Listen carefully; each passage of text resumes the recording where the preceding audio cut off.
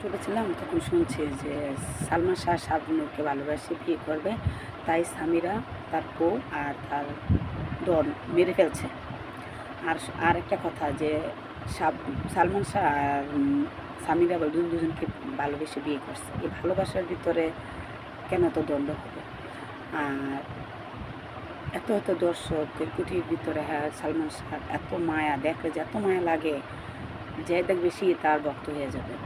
এত সুন্দর একটা সুদর্শন নায়ক, তার অ্যাক্টিং মানে কণ্ঠ মানে সব কিছু দিক থেকে সে একজন পারফেক্ট।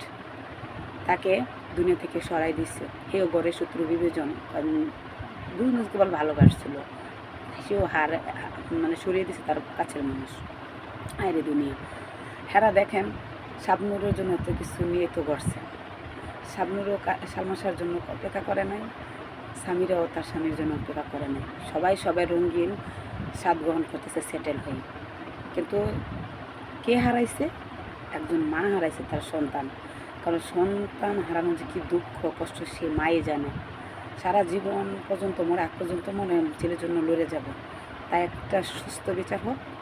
আমি তার এক ভক্ত, কারণ আমার ছবি ভালো লাগে, আর কারো ছবি ভালো লাগে না, দেখলে একটা অন্যরকম মায়া লাগে। তাই সঠিক বিচার যেন হয়, যে কেউ হোক না কেন, মানে সবাইকে আইনের আওতায় এনে তাদেরকে জিজ্ঞাসাবাদ হোক, আর সঠিক বিচার যেন আমরা সব জনগণরা পাই, কারণ আমরা যেন খুশি হতে পারি, সেটাই। ভালো থাকবেন। আর কথা যদি ভুল ত্রুটি হয় ক্ষমার দৃষ্টিতে দেখবেন, কিন্তু আমি একজন তার ফ্যান হয়ে গেছে। তার যে কোনো মানুষ যদি ছবি দেখে, তার চেহারা দেখলেই মায়া লাগে অন্যরকম। ঠিক আছে? কীভাবে সম্ভব? হায়রে মানুষ!